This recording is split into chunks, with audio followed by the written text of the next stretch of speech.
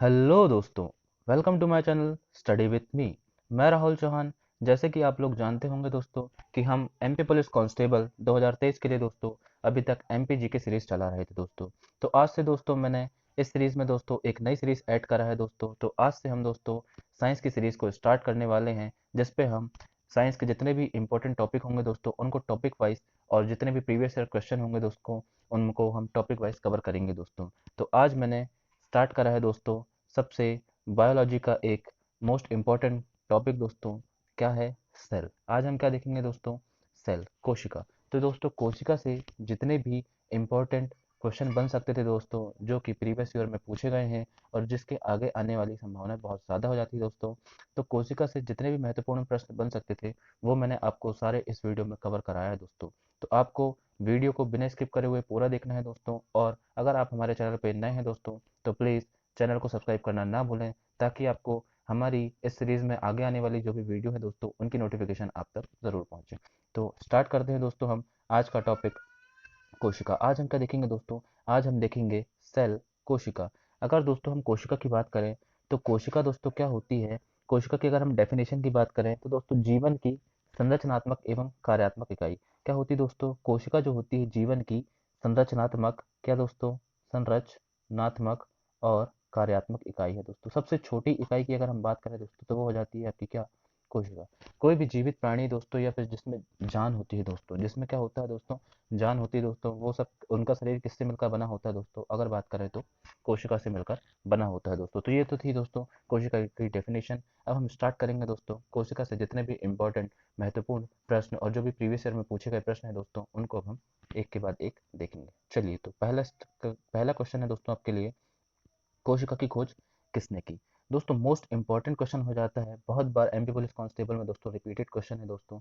मैंने इस सीरीज में उन्हीं क्वेश्चन को लेकर आया दोस्तों जो कि इंपॉर्टेंट है और प्रीवियस ईयर में एमपी पुलिस कांस्टेबल में पूछे गए क्वेश्चन है दोस्तों। तो आपका पहला प्रश्न हो जाता है कि कोशिका की खोज किसने की?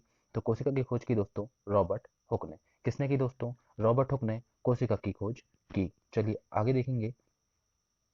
अगर बात करें दोस्तों कि दूसरा क्वेश्चन हो जाता है आपका, जीवित कोशिका की खोज सर्वप्रथम किस वैज्ञानिक ने की?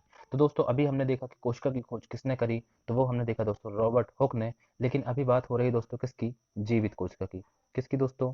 जीवित कोशिका की। अगर जीवित कोशिका की खोज की बात आती है दोस्तों तो उसका आंसर हो जाएगा आपका ल्यूवेन होंग। किन्ने दोस्तों? Leeuwen Hong. तो आपको ध्यान से हर एक क्वेश्चन को पढ़ना है दोस्तों, और क्वेश्चन में क्या पूछा जा रहा है आपको उसके अकॉर्डिंग आंसर देना है। हमने स्टार्टिंग में देखा दोस्तों कि कोशिका की खोज पूछी गई थी, तो उसका आंसर हो जाएगा आपका क्या? Robert Hooke. लेकिन अगर बात करें जीवित कोशिका की, तो जीवित कोशिका की खोज की दोस्तों किसने? ल्यूवेन होंक ने। किसने दोस्तों? ल्यूवेन होंक ने। अगला क्वेश्चन हो जाता है दोस्तों आपका, कोशिका का अध्ययन क्या कहलाता है? तो दोस्तों आपको पता होगा कि विज्ञान की कुछ प्रमुख शाखाएं हो जाती हैं दोस्तों, जिनके अंतर्गत एक पर्टिकुलर चीज़ों का अध्ययन करा जाता है दोस्तों। इसी प्रकार अध्ययन से भी बहुत सारे क्वेश्चन बनते हैं दोस्तों, तो वो उसके लिए मैं एक सेपरेट वीडियो बनाऊंगा दोस्तों, जिसमें मैं आपको विज्ञान की प्रमुख शाखाएं और उनसे संबंधित उनके अध्ययन को दोस्तों आपको डिटेल में पढ़ाऊंगा दोस्तों। तो इसमें पूछा गया है अभी क्या, कि कोशिका का अध्ययन क्या कहलाता है? तो कोशिका के अध्ययन की बात करें दोस्तों तो उसे बोलते हैं साइटोलॉजी। क्या बोला जाता है दोस्तों? साइटोलॉजी। अगर दोस्तों कोशिका की बात करें तो जहाँ भी साइटो वर्ड आएगा दोस्तों, क्या आएगा? साइटो। साइटो का मतलब क्या हो जाता है दोस्तों? सेल। क्या हो जाता है दोस्तों? सेल। सेल मतलब कोशिका। तो साइटो और इसके अध्ययन को बोलेंगे दोस्तों साइटोलॉजी। क्या बोला जाता है दोस्तों? साइटोलॉजी। चलिए आगे बात करेंगे, कोशिका सिद्धांत किस वैज्ञानिक ने दिया? क्या है दोस्तों कि कोशिका सिद्धांत किस वैज्ञानिक ने दिया? तो कोशिका सिद्धांत दिया था दोस्तों किसने? स्लाइडन एवं स्वान ने। किसने दिया दोस्तों कोशिका सिद्धांत? कोशिका सिद्धांत दिया आपका स्लाइडन एवं स्वान ने। कोशिका सिद्धांत किसने दिया है दोस्तों? स्लाइडन एंड स्वान ने। तो दोस्तों कोशिका सिद्धांत में उन्होंने क्या बताया कि प्रत्येक जो भी सूक्ष्म जीव है दोस्तों या जिसमें भी जान होती है, वो सभी किससे मिलकर बने हैं दोस्तों? वो सभी सबसे छोटी संरचना हो जाती है कोशिका, उससे मिलकर बने हैं, ऐसा इन्होंने बताया। चलिए दोस्तों आगे बढ़ेंगे, आधुनिक कोशिका सिद्धांत के प्रतिपादक कौन है? अब दोस्तों अभी हमने देखा कोशिका सिद्धांत, तो कोशिका सिद्धांत दिया दोस्तों स्लाइडन एंड स्वान ने। लेकिन बात करें आधुनिक कोशिका सिद्धांत, आधुनिक कोशिका सिद्धांत दिया दोस्तों आर विर्चू ने। तो दोस्तों आधुनिक कोशिका सिद्धांत की जरूरत क्यों पड़ी?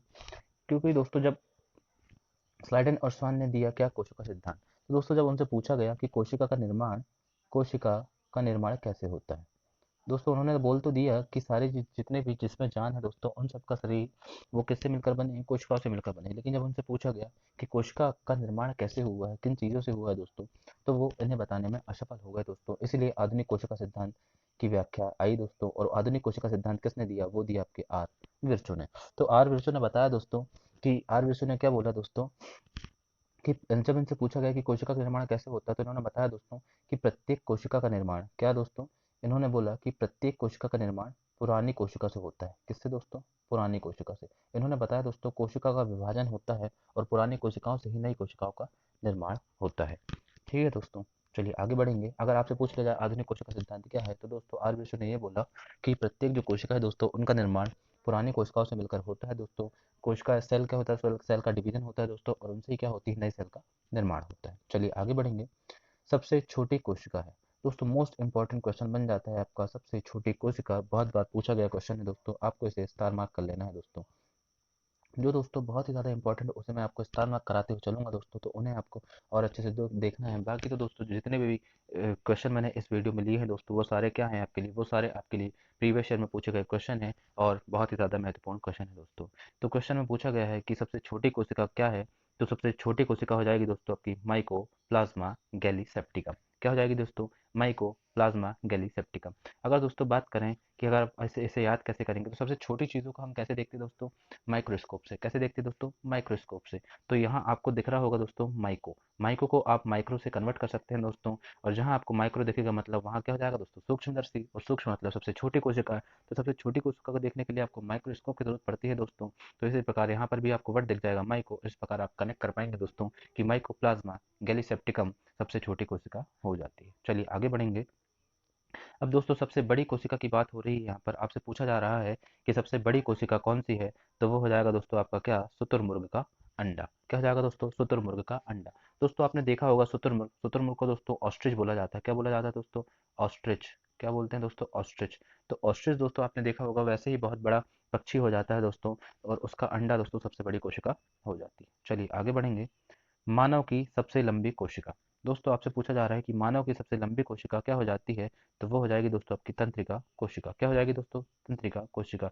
या बात करें दोस्तों तो उसे क्या बोला जाता है, न्यूरॉन्स। क्या बोलते हैं दोस्तों, न्यूरॉन्स। चलिए आगे बात करेंगे। कोशिका केंद्रक की खोज किसने की। तो दोस्तों कोशिका कोशिका में दोस्तों क्या होता है, कोशिका में दोस्तों केंद्रक होता है। तो कोशिका के केंद्रक की खोज किसने करी, ये आपसे पूछा जा रहा है। तो कोशिका केंद्रक की खोज की दोस्तों आपके रॉबर्ट ब्राउन ने। किसने करी दोस्तों, रॉबर्ट ब्राउन ने आपके कोशिका के केंद्रक की खोज करी है दोस्तों।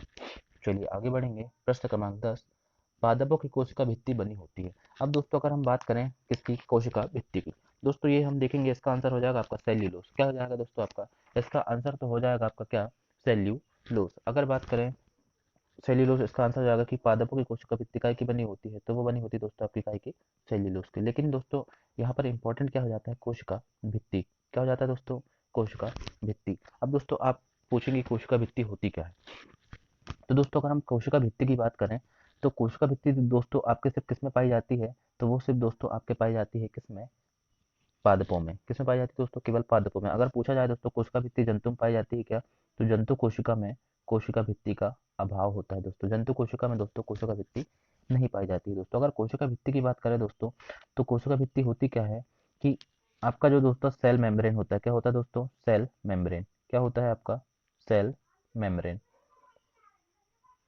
आपका हो जाता है दोस्तों सेल मेम्ब्रेन। और अगर सेल मेम्ब्रेन की बात करें दोस्तों, तो ये आपका सेल मेम्ब्रेन हो जाएगा, यहाँ पर आपका केंद्रक हो जाएगा दोस्तों।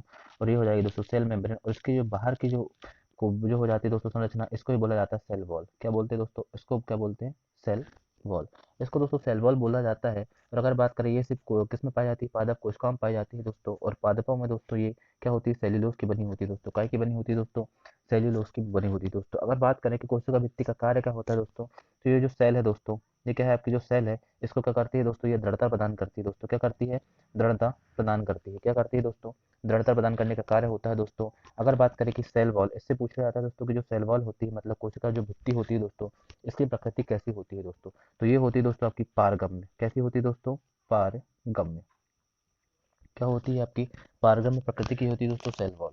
तो चलिए दोस्तों, आपसे पूछ लिया जाता है, इससे मोस्ट इंपॉर्टेंट मैं आपको ये बताना चाहता था दोस्तों कि जो सेल वॉल होती है दोस्तों, वो केवल किस में पाई जाती है दोस्तों, वो केवल पादपों में पाई जाती है। जंतु कोशिका में दोस्तों इनका अभाव होता है। पूछ लिया जाता है दोस्तों कि जंतु कोशिका को पादप कोशिका से क्या चीज़ अलग करती है दोस्तों, तो जंतु कोशिका में क्या होता है दोस्तों, सेल वॉल नहीं होता है। चलिए आगे बढ़ेंगे। कवकों की कोशिका भित्ति बनी होती है। अब दोस्तों कवक, अब दोस्तों मैंने आपको बताया कि केवल पादपों में पाई जाती है, लेकिन दोस्तों कुछ जीवाणु हैं, हो जाते हैं दोस्तों, साइनो जीवाणु हो जाते हैं, और कुछ कवक हो जाते हैं दोस्तों जिनमें सेल वॉल पाए जाते हैं। दोस्तों आपसे पूछ लिया जाएगा कि कवकों की कोशिका भित्ति काय की बनी होती है, तो वो हो जाएगा दोस्तों आपकी काइटिन। आप इससे कैसे याद करेंगे दोस्तों, का से कवक हो जाएगा दोस्तों, और का से काइटिन हो जाएगा दोस्तों, आप ऐसे इससे याद कर सकते हैं।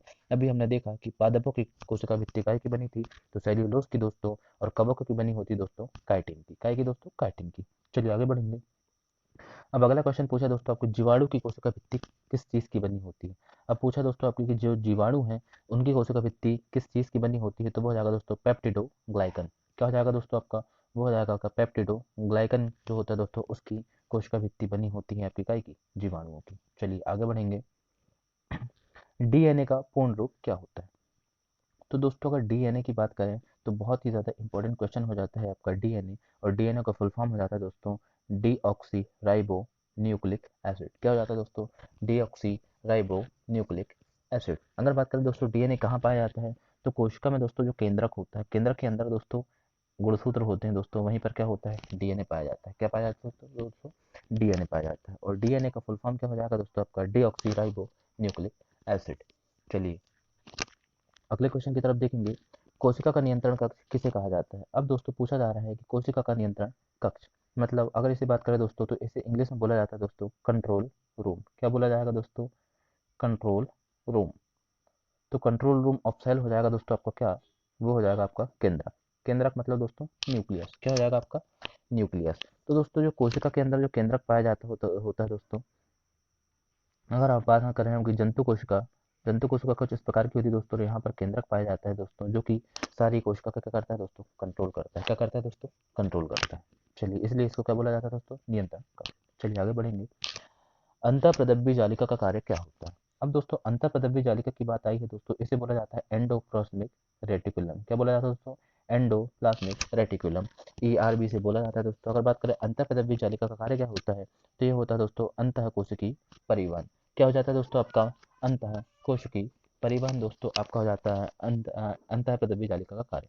अगर बात करें दोस्तों अंतःप्रदब्बी जालिका की, तो ये दोस्तों अनियमित आकार का होता है। अगर इसे पूछा जाए दोस्तों कभी आपसे कि अंतःप्रदब्बी जालिका का आकार कैसा होता है, तो ये दोस्तों आपका अनियमित आकार का होता है। कैसा होता है दोस्तों आपका, अनियमित आकार का होता है दोस्तों।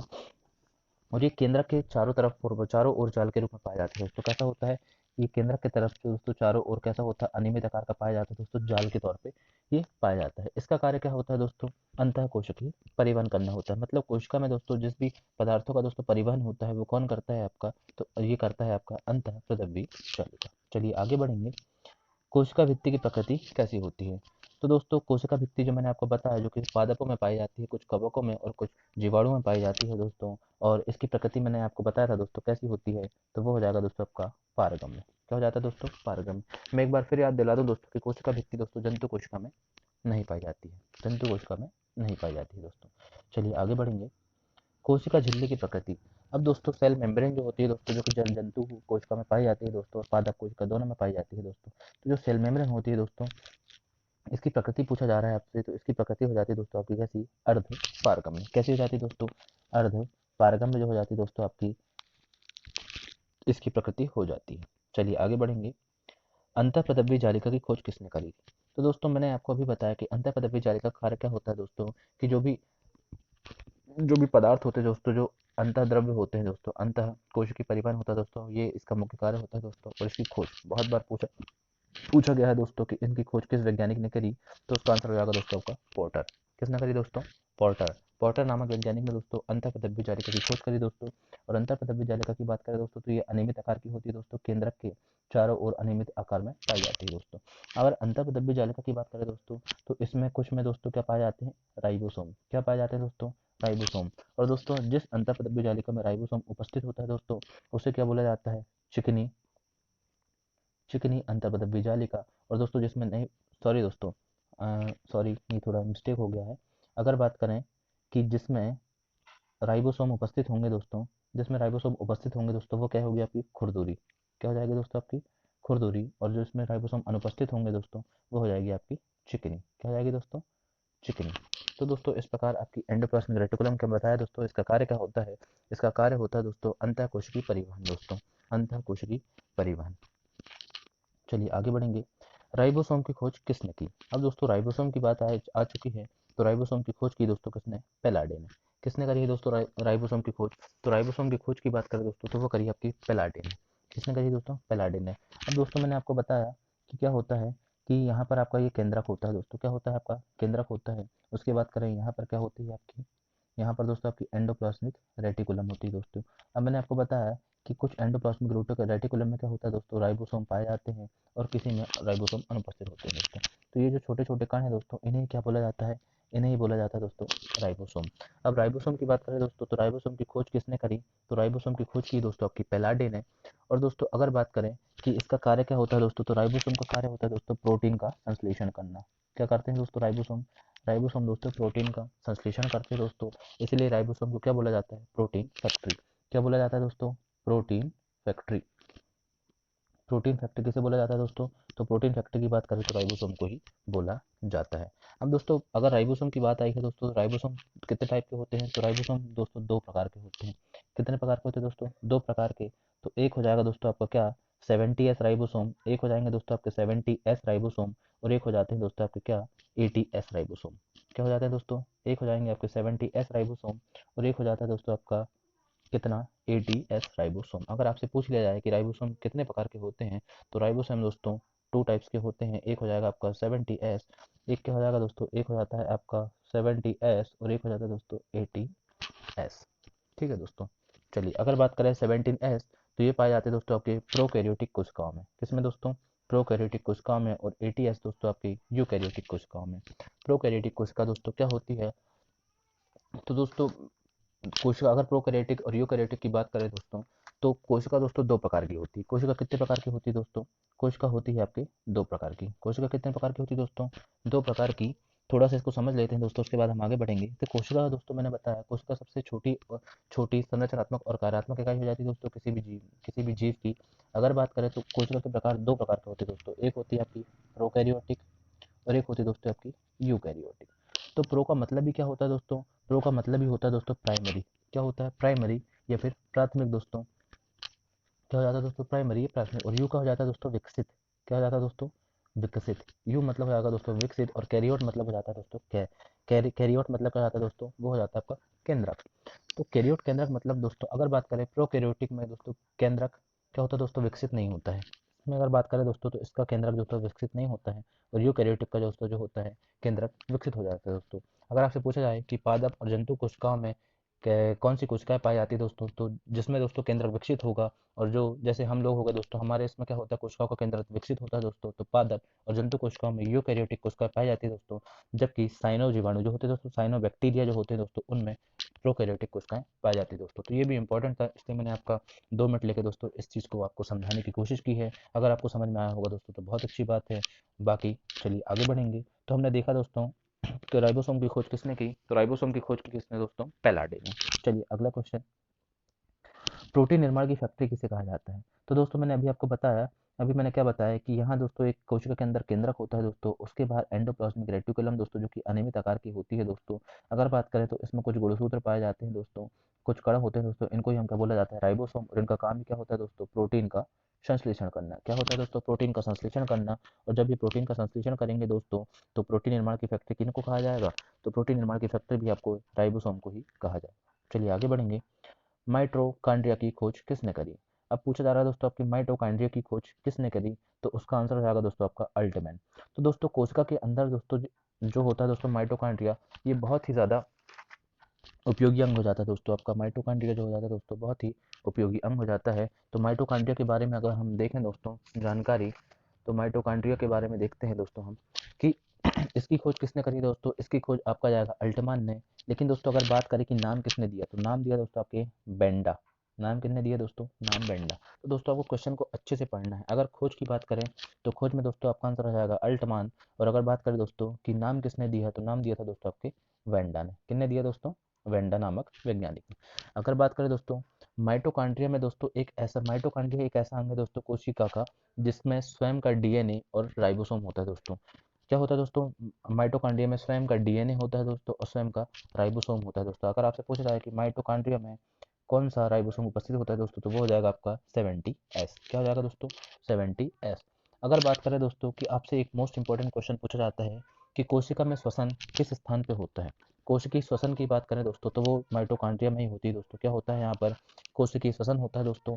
और कोशिका में जब श्वसन होता है दोस्तों तो उससे क्या होता है दोस्तों ऊर्जा का फॉर्मेशन होता है। क्या होता है आपका ऊर्जा का फॉर्मेशन होता है दोस्तों। और इससे एटीपी के रूप में ऊर्जा संरच क्या होती है दोस्तों यहाँ पर एटीपी के रूप में ऊर्जा संचित रहती है दोस्तों। अगर बात करें आपसे पूछा जाए कि ऊर्जा कहाँ बनती है तो ऊर्जा भी दोस्तों माइटोकॉन्ड्रिया में बनती है। क्यों? क्योंकि यहाँ पर कोशिकीय श्वसन हो जाता है दोस्तों। और जब कोशिका का श्वसन होता है दोस्तों तो ग्लूकोज दोस्तों आपका टूटता है। क्या होता है दोस्तों ग्लूकोज जो होता है दोस्तों आपका टूटता है दोस्तों और उससे क्या बनती है आपकी ऊर्जा बनती है दोस्तों। और वो ऊर्जा आपकी एटीपी के रूप में संचित रहती है दोस्तों। तो आपसे पूछा जाए कि कोशिकीय श्वसन कहाँ होता है तो उसका आंसर भी हो जाएगा दोस्तों आपका माइटोकॉन्ड्रिया में। कहाँ दोस्तों माइटोकॉन्ड्रिया में। अगर बात करें कि माइटोकॉन्ड्रिया की खोज किसने की तो हो जाएगा अल्टमैन। और अगर बात करें दोस्तों कि माइटोकॉन्ड्रिया का नाम किसने दिया तो वो हो जाएगा आपके वेंडा। किसने दोस्तों वेंडा नामक वैज्ञानिक ने दिया दोस्तों। अगर बात करें यहाँ पर क्या होता है ऊर्जा का फॉर्मेशन होता है इसलिए इसे क्या बोला जाता है दोस्तों कोशिका का पावर हाउस। क्या बोला जाता है दोस्तों अगर बात करें कि कोशिका का पावर हाउस किसे बोला जाता है पावर हाउस बोला जाए दोस्तों या फिर ऊर्जा ग्रह बोला जाए दोस्तों। तो दोनों ही किसे बोला जाता है माइटोकॉन्ड्रिया को। चलिए आगे बढ़ेंगे। कोशिका के अंदर श्वसन कहाँ होता है तो मैंने दोस्तों अभी आपको बताया कि कोशिकीय श्वसन कहाँ होता है। तो कोशिकीय श्वसन दोस्तों आपके माइटोकॉन्ड्रिया में होता है। और कोशिकीय श्वसन के दौरान ही क्या होती है दोस्तों एटीपी के रूप में ऊर्जा जो होती है दोस्तों ऊर्जा का फॉर्मेशन होता है और एटीपी के रूप में ऊर्जा हमें प्राप्त होती है दोस्तों। चलिए आगे बात करेंगे। कोशिका का ऊर्जा ग्रह किसे कहा जाता है तो कोशिका का ऊर्जा ग्रह दोस्तों अभी मैंने आपको बताया कि किसे बोला जाता है माइटोकॉन्ड्रिया को। तो ये मोस्ट इंपॉर्टेंट क्वेश्चन है दोस्तों। कोशिका से अगर कहीं से क्वेश्चन बनते हैं तो यहीं से बनते हैं दोस्तों। ये प्रीवियस ईयर क्वेश्चन मैंने आपके लिए लेके आया दोस्तों जो कि आपके एमपी पुलिस कांस्टेबल में बहुत ही ज़्यादा उपयोगी साबित होने वाला है दोस्तों। तो आइए अगला क्वेश्चन देखेंगे। कोशिका का ट्रैफिक पुलिस किसे कहा जाता है तो दोस्तों अगर ट्रैफिक पुलिस की बात करें तो वो बोला जाता है आपके गोल्जी काय को। क्या बोला जाता है दोस्तों गोल्जी काय। इसे दोस्तों गोल्जी बॉडी भी बोला जाता है गोल्जी काय भी बोला जाता है। अगर बात करें दोस्तों गोल्जी काय की तो खोज करी थी किसने दोस्तों कैमेलियो गाल्जी। किसने दोस्तों कैमेलियो गाल्जी कैमेलियो गाल्जी कैमिलियो गाल्जी ने दोस्तों इसकी खोज करी थी। इसे याद करने की आपको जरूरत नहीं है दोस्तों। क्यों? क्योंकि गोल्जी काय में ही यहाँ पर आपको गाल्जी देखने को मिल जाएगा। तो इस प्रकार आपको याद हो जाएगा दोस्तों। तो कैमिलियो गाल्जी ने क्या करा इसकी खोज करी दोस्तों। अगर बात करें दोस्तों इसे इसे और क्या बोला जाता है दोस्तों इसका अन्य नाम हो जाता है दोस्तों डिक्ट्रियोसोम। क्या बोला जाता है दोस्तों डिक्ट्रियोसोम डिक्ट्रियो डिक्ट्रियोसोम डिक्ट्रियोसोम दोस्तों इसका अन्य नाम हो जाता है। अगर आपसे पूछ लिया जाए कि डिक्ट्रियोसोम किसका अन्य नाम है तो वो हो जाएगा दोस्तों आपके गोल्जी बॉडी का। किसका दोस्तों गोल्जी बॉडी का। तो दोस्तों अगर बात करें कि गोल्जी का कार्य क्या होता है दोस्तों तो इसका कार्य दोस्तों क्या होता है स्त्रावण करना होता है। क्या होता है दोस्तों मुख्य कार्य होता है दोस्तों इसे स्त्रावण करना सिक्रेशन करना दोस्तों। क्या करना सिक्रेशन करना स्त्रावण करना इसका मुख्य कार्य हो जाता है दोस्तों। अगर बात करें कि मैंने अभी आपको बताया था दोस्तों किसके बारे में तो बताया था मैंने दोस्तों आपके एंडोप्लाज्मिक रेटिकुलम अंतःपदव्य जालिका की हमने बात करी थी दोस्तों कि अंतःपदव्य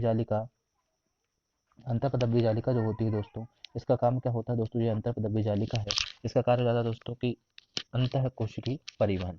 क्या होता है दोस्तों अंतः कोशिकीय परिवहन ये करता था दोस्तों। लेकिन इसको सिग्नल कौन प्रदान करता है दोस्तों तो इसको सिग्नल प्रदान करने का कार्य करता है दोस्तों गोल्जी बॉडी। कौन करता है दोस्तों गोल्जी बॉडी क्या करता है कि ईआर को सिग्नल प्रदान करता है दोस्तों कि कहाँ पर किस चीज़ का परिवहन करना है दोस्तों कहाँ पर किस पदार्थ की आवश्यकता है। तो ये परिवहन बताने का कार्य कौन करता है दोस्तों तो ये करता है गोल्जी बॉडी। इसीलिए इसे क्या बोला जाता है दोस्तों इसलिए इसे बोला जाता है ट्रैफिक पुलिस कोशिका का ट्रैफिक पुलिस। चलिए आगे बढ़ेंगे।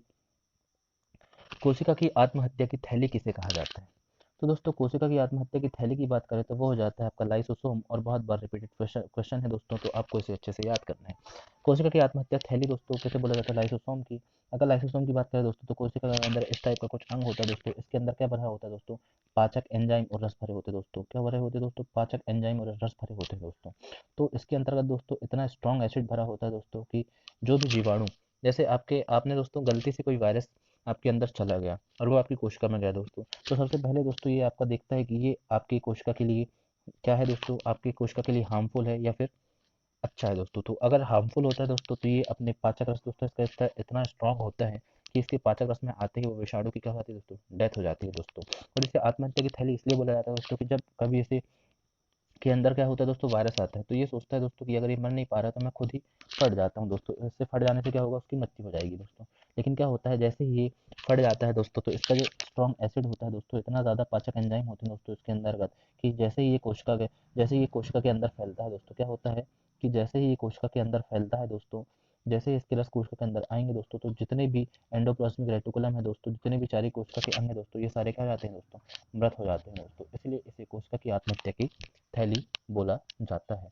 अगर बात करें दोस्तों कि इसकी खोज किसने करी थी दोस्तों, तो खोज करी थी दोस्तों आपकी डी डुबे ने। किसने दोस्तों, डी डुबे। इसे कैसे याद करेंगे दोस्तों, आपने देखा होगा दोस्तों कि मैंने अभी आपको बताया है कि लाइसोसोम के अंदर पाचक एंजाइम भरा होता है दोस्तों, और कोई भी वायरस अगर उसके अंतर्गत आता है दोस्तों, कोई भी वायरस अगर उसके अंदर आता है तो क्या होता है, वो उसमें मार देता है। तो आप इसे ऐसे याद कर सकते हो कि ये अपने अंदर डुबो डुबो के मारता है। क्या करता है, डुबो डुबो के मारता है। तो इस प्रकार आप इसे डी डुबे करके इसे आप याद कर सकते हैं दोस्तों, लाइसोसोम। चलिए आगे बढ़, मैंने दोस्तों इसे ऐसे ही याद करा था इसलिए आपको बताया दोस्तों, बाकी आपको जैसा भी आपके लिए सूटेबल लगे दोस्तों आप उस तरीके से इसे याद कर सकते हैं। चलिए अगला क्वेश्चन देखेंगे, कोशिका का सुरक्षा कवच किसे बोला जाता है। तो दोस्तों अगर सुरक्षा कवच की बात करें तो सुरक्षा कवच भी सिक्योरिटी गार्ड बोले हैं दोस्तों, तो किसे बोला जाता है, लाइसोसोम को। क्यों दोस्तों, क्योंकि मैंने अभी आपको बताया कि ये दोस्तों इसके अंदर इतने ज़्यादा क्या होते हैं दोस्तों, पाचक एंजाइम और पाचक रस भरे होते हैं दोस्तों, कि जितने भी बैक्टीरिया या विषाणु जो भी आते हैं दोस्तों, वो सब क्या करता है दोस्तों, कोशिका की रक्षा करता है दोस्तों। जो हानिकारक हार्मफुल वायरस होते हैं दोस्तों, उनको मार देता है दोस्तों, उनको अपने अंदर डुबो के खत्म कर देता है दोस्तों। तो इस प्रकार हमने याद करा कि सुरक्षा कवच भी किसे बोला जाएगा, तो ये बोला जाएगा आपके कोशिका की सुरक्षा कवच लाइसोसोम को। चलिए आगे याद करेंगे, सेब का लाल रंग किस वर्णक के कारण होता है। अब दोस्तों वर्णक की अगर हम बात करें तो वर्णक दोस्तों ये बहुत ही ज़्यादा बार पूछा गया क्वेश्चन है दोस्तों। तो सेब का लाल रंग हो जाता है दोस्तों आपका एंथोसाइनिन के कारण। क्या पाया जाता है दोस्तों उसमें, एंथोसाइनिन वर्णक पाया जाता है दोस्तों। क्या पाया जाता है दोस्तों, वर्णक पाया जाता है दोस्तों। अगर बात करें दोस्तों की वर्णक की अगर हम बात करें तो ये सिर्फ किसमें पाए जाते हैं दोस्तों, ये सिर्फ आपकी पादप कोशिकाओं में देखने को मिलेंगे दोस्तों। किसमें देखने को मिलेंगे दोस्तों आपको, पादप कोशिकाओं में। तो पादप कोशिकाओं में क्या होता है दोस्तों, लवक होता है। क्या होता है दोस्तों, लवक।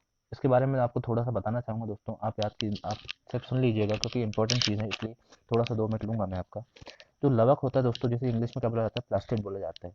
तो लवक जो होता है केवल दोस्तों किसमें पाया जाता है, पादप कोशिकाओं में। किसमें दोस्तों, पादप कोशिकाओं में। जंतु कोशिकाओं में दोस्तों किसका भाव रहता है, लवक का भाव होता है। और ऊपर मैंने आपको बताया दोस्तों कि कोशिका भित्ति भी जंतु कोशिका में नहीं पाई जाती है दोस्तों। तो लवक की अगर बात करें कि यह केवल पादप कोशिकाओं में पाए जाते हैं दोस्तों, और इसकी खोज करी थी दोस्तों किसने, खोज की थी दोस्तों इसकी ई हैकल ने। किसने दोस्तों, खोज करा था आपके इसके ई हैकल। ई हैकल ने दोस्तों इसकी खोज करी थी दोस्तों, इसकी खोज करी थी दोस्तों। अगर बात करें कि लवक कितने प्रकार के होते हैं, तो लवक दोस्तों आपके 3 टाइप्स के होते हैं। कितने टाइप्स के दोस्तों, 3 टाइप्स के। एक तो होता है दोस्तों आपका हरित लवक। क्या होता है दोस्तों आपका, एक होता है दोस्तों आपका हरित लवक, एक होता है आपका हरित लवक। क्या होता है, हरित लवक। एक होता है दोस्तों आपका वर्णी लवक, और एक होता है दोस्तों आपका अवर्णी लवक। क्या होता है, अवर्णी लवक। अब दोस्तों हरित लवक जिसे बोला जाता है दोस्तों क्लोरोप्लास्ट। क्या बोला जाता है दोस्तों, क्लोरोप्लास्ट। तो क्लोरोप्लास्ट दोस्तों इसमें क्या पाया जाता है, क्लोरोफिल। क्लोरोप्लास्ट में क्या पाया जाता है दोस्तों, क्लोरोफिल। और इसलिए यहाँ पर क्या होता है दोस्तों, प्रकाश संश्लेषण होता है दोस्तों। आपसे पूछा जाएगा कि हरित लवक पौधों में कहाँ पाया जाता है दोस्तों, तो वो आपकी पाया जाएगा दोस्तों कहाँ, पत्तियों में। कहाँ दोस्तों, पत्तियों में, जहाँ आपको क्या होता है, प्रकाश संश्लेषण होता है दोस्तों। क्यों, क्योंकि वहाँ पर क्या पाया जाता है, क्लोरोफिल। और इस कारण उसका कलर कैसा होता है दोस्तों, हरा। अब बात करें दोस्तों वर्णी लवक की, तो वर्णी लवक को बोला जाता है दोस्तों क्रोमोप्लास्ट। क्या बोला जाता है दोस्तों, क्रोमोप्लास्ट। तो क्रोमोप्लास्ट बात करें दोस्तों कि वर्णी लवक की, तो ये वहां पर पाया जाता है दोस्तों जहां पर रंग की आवश्यकता होती है। जहां भी आपको पेड़ पौधों में कलर देखने को मिलेंगे, जैसे जैसे हो गया दोस्तों आपका फूल, फल, बीज, जहां भी आपको कलर देखने को मिलेंगे दोस्तों, वहां पर क्या पाए जाएंगे, वर्णी लवक। और अवर्णी लवक दोस्तों जहां आपको कलर देखने को नहीं मिलेंगे दोस्तों। तो हमने देखा लगभग 3 प्रकार के होते हैं, हरित लवक, वर्णी लवक, अवर्णी लवक। अगर आपसे पूछ लिया जाए दोस्तों कि फल हो गए, फूल हो गए, यहाँ पर किस प्रकार के लवक पाए जाते हैं, तो वहाँ हो जाएगा दोस्तों आपका वर्णी लवक। मैंने आपको बताया कि जहाँ भी आपको कलर देखने के लिए मिलेंगे दोस्तों, वहाँ आपका वर्णी लवक। बात करें दोस्तों पत्तियों में जहाँ प्रकाश संश्लेषण होता है, वहाँ हरित लवक। और बात करें दोस्तों अवर्णी लवक, जहाँ पर आपको कलर नहीं देखने को मिलेगा, तो वो हो जाएगा दोस्तों जड़ों में। तो जड़ों का दोस्तों अपना कोई कलर नहीं होता दोस्तों, वो मृदा के लिए कभी आपको भूरी और कभी आपको कुछ डिफरेंट टाइप की कलर्स की दिखाई देती है दोस्तों। तो अवर्णी लवक आपके जड़ों में पाया जाता है, जो आपके लिए इंपॉर्टेंट है दोस्तों। तो मैंने आपको इस जानकारी को बताया। तो दोस्तों अगर बात करें कि सेब का लाल रंग किस वर्णन के कारण होता है, तो उसमें होता है दोस्तों एंथोसायनिन। क्या दोस्तों? एंथोसायनिन। चलिए आगे देखेंगे, टमाटर में कौन सा वर्णक पाया जाता है? तो टमाटर में दोस्तों आपका लाइकोपिन। लाइकोपिन। तो दोस्तों टमाटर में क्या पाया जाता है? लाइकोपिन। चलिए आगे बात करेंगे, लवक की खोज किसने करी? तो मैंने अभी आपको बताया दोस्तों, ई हैकल ने करी। किसने करी दोस्तों? ई हैकल ने। अगला क्वेश्चन है दोस्तों आपका, कोशिका में राइबोसोम की अनुपस्थिति के कारण कौन सा कार्य संपादित नहीं होगा? तो दोस्तों राइबोसोम की अगर हम बात करें तो मैंने आपको क्या बताया था कि यहाँ आपका केंद्रक होगा दोस्तों, यहाँ आपका एंडोप्लाज्मिक रेटिकुलम होता है, और इसमें क्या होता है दोस्तों, कुछ में ये होता है राइबोसोम, और राइबोसोम होने के कारण इसे क्या बोला जाता है दोस्तों? खुरदुरी। खुरदुरी अंतर्पदवीय जालिका, और ये हो जाएगी दोस्तों आपकी चिकनी। ये क्या हो जाएगी दोस्तों आपकी चिकनी अंतर्पदवीय जालिका। तो राइबोसोम क्या करते हैं दोस्तों? प्रोटीन का संश्लेषण करते हैं, और अगर राइबोसोम अनुपस्थित होगा दोस्तों तो आपका प्रोटीन का संश्लेषण नहीं हो पाएगा। चलिए आपका अंतिम प्रश्न है दोस्तों, गाल्जी काय का प्रमुख कार्य क्या होता है? तो गोल्जी बॉडी मैंने दोस्तों आपको बताया कि इसे क्या बोला जाता है? Traffic police. क्या बोला जाता है दोस्तों? कोशिका का ट्रैफिक पुलिस भी बोला जाता है दोस्तों, और इसका मेन काम हो जाता है आपका क्या? सीक्रेशन करना, स्त्रावण करना। तो दोस्तों ये मैंने आपको कराया है कि कोशिका से संबंधित टॉप 30 प्रश्न जो कि आपके प्रीवियस ईयर में पूछे गए हैं दोस्तों, और जिनकी आपकी एमपी पुलिस कांस्टेबल में आगे आने की संभावना बहुत ज़्यादा है। तो दोस्तों आप हमें कमेंट करके बताइएगा कि आपको टॉपिक वाइज ऐसे ही क्वेश्चनों को देखना है दोस्तों, या फिर मैं मिक्स क्वेश्चन लेके आऊँ दोस्तों। तो आप हमें ये कमेंट करके बताइएगा, जिससे मैं आपको इस सीरीज़ को आगे बढ़ाऊंगा दोस्तों, साइंस की सीरीज़ जो मैं आपको अभी कराने वाला हूं दोस्तों। मैंने तो सोचा है कि आपको इसे टॉपिक वाइज कराऊं दोस्तों, और जब टॉपिक खत्म हो जाए तो उसके बाद दोस्तों मैं आपके लिए मिक्सअप क्वेश्चन लेके आऊँ। आप हमें कमेंट करके बताइए दोस्तों कि आपको किस टाइप से पढ़ना है दोस्तों, आपको सीरीज़ टॉपिक वाइज पढ़ना है दोस्तों, या फिर मिक्स पढ़ना है दोस्तों। और अगर आपको वीडियो पसंद आई हो तो प्लीज़ वीडियो को लाइक करें, और ज़्यादा से ज़्यादा दोस्तों के साथ शेयर करें दोस्तों, और चैनल को सब्सक्राइब करना ना भूलें। धन्यवाद। जय हिंद, जय भारत।